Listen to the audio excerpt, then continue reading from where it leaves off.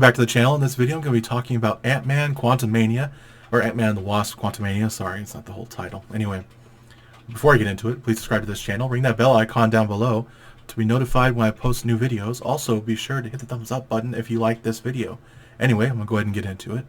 So, if you've seen the previous videos I've done on Ant-Man Quantumania, of course, naturally, I was looking forward to it, and I did end up watching it. It honestly wasn't that bad. A lot of people are talking a lot of smack about it. Maybe it's just clickbait. I don't know. Personally, I feel that it wasn't too bad. But I will say this. There are some gripes that I had with it.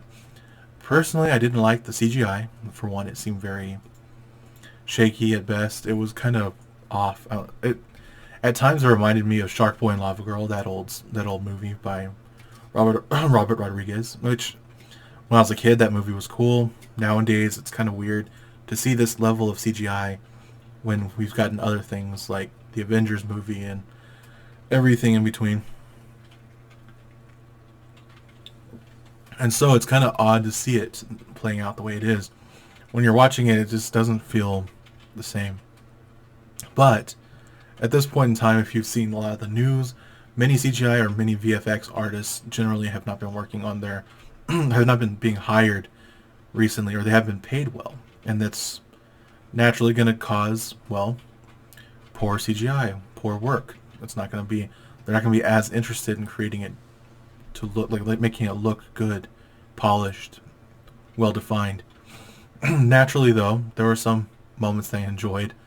I liked seeing MODOK, but it was kind of funny. Just, I don't know, it just seemed really weird. And then the fact that it was Ant-Man's first enemy, I thought that was weird, really just strange. It was very vastly different from the comic books, and I think that's one of the reasons why many fans are pissed off, and rightfully so. If you read the comic books, the original story is a lot better, a lot more interesting, a lot more dramatic, and it builds up the character in a way that like you feel for the character. Plus MODOK, he's more of an Avengers level character than just simply Ant-Man's villain. And spoiler alert, if you haven't seen it, you definitely have to watch the movie for yourself. But basically, MODOK ends up sacrificing himself to save Ant-Man and everybody, basically, and finally redeeming himself in a way. And generally speaking, the whole story just seemed fun, except another thing. They kind of dumbed down the characters, specifically Ant-Man and Hank Pym. They made them seem like absolute goofballs, like in a way that they completely removed their intelligence. It seemed like they had to dumb them down to make Hope Van Dyne and Cassie and all these other characters seem more intelligent. They were already intelligent. They didn't have to make them more intelligent. They should have just equally been as intelligent as Hank Pym and Scott. It was very weird. And I'm tired of that trope, honestly. Making a man less intelligent so that the woman can rise up does not make a woman seem more intelligent. It just makes her seem like, well, of course she's smarter because he's stupid. It doesn't really empower anybody. In fact, it takes away their power quite a bit. And then you have Hope Van Dyne. Of course, her story seemed a little weird. I'm gonna give them this, and it's that whenever you're separated from your mother for so long and then suddenly thrown back into a relationship with her, trying to rebuild it, but the mother doesn't seem interested in rebuilding the relationship there, it definitely is going to have weird repercussions for it. Repercussions are going to be a side effect, and so I guess it's good writing in that sense, but it was just a weird side story. It felt off and out of place in a superhero movie. And I think that's one of the other issues that many people are taking with this, is that it doesn't feel like a superhero story.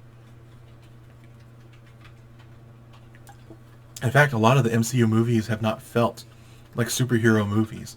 There's not a lot of saving the day, and there's just needless violence and action.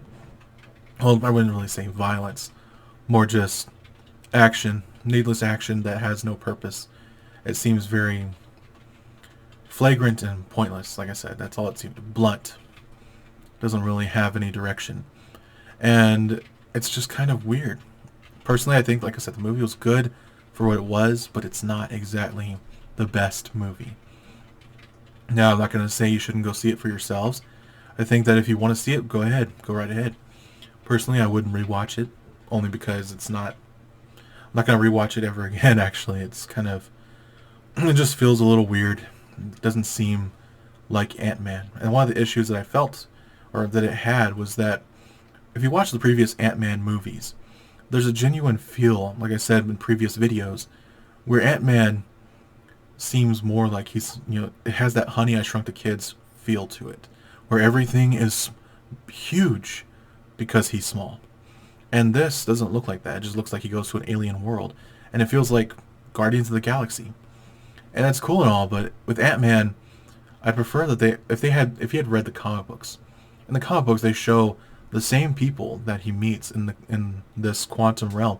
Even Broccoli Head, sorry, the broccoli-looking dude that they show in the trailers and in the movie itself. He's in the comic books, and naturally, well, he has a more interesting story in there too. But these people were more like warriors in the comic books, and not just that. The world still looked like Earth in the comic books. Like it just looked closer up, like much closer. Everything zoomed in, like looking through a magnifying glass or looking through a microscope. And it definitely was on a full-on molecular level. But I understand what they're trying to do. Like I said, they're trying to show the molecular world, the molecule world, and it didn't reflect what I imagined from the comic books when reading it, and it doesn't translate well into a movie. So naturally, I was kind of surprised that they adapted the story without actually maintaining that same level of visual quality, where you can kind of turn and see, oh look, there's a high rise, you can still see everything that you would see in the human world, but it's kind of zoomed out, like looking through a periscope or something very weird and off, It's just kind of strange. Anyway, it's all par for the course at this point. The movie's out, and so it's up to you if you want to watch it. Personally, I think that the fans have a reason and they have a right to dislike this movie. There are a lot of things that are wrong, fundamentally wrong, with the movie, apart from just CGI. There's the story. It seems a little shaky at best, kind of all over the place.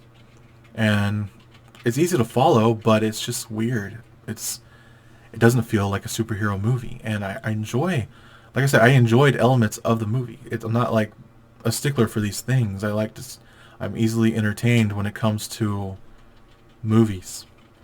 It doesn't take much, but this one wasn't that entertaining. In fact, I had a hard time not rolling my eyes and closing them and passing out. But it was interesting. And hopefully the next movies are good, but I don't know. I'm not going to hold my breath. I'm just going to enjoy what I can while I'm here. Focus on art and see how everything goes. Anyway, that's all I'm going to talk about in this video. If you like this video, please subscribe if you like all the videos that we do. Please subscribe to this channel, ring that bell icon down below, and again, thank you for watching. Oh, and hit the thumbs up button if you did like this video, if I forgot to say it. Anyway, thank you for watching. This has been Create TV. I'll see you next time. Goodbye. God bless.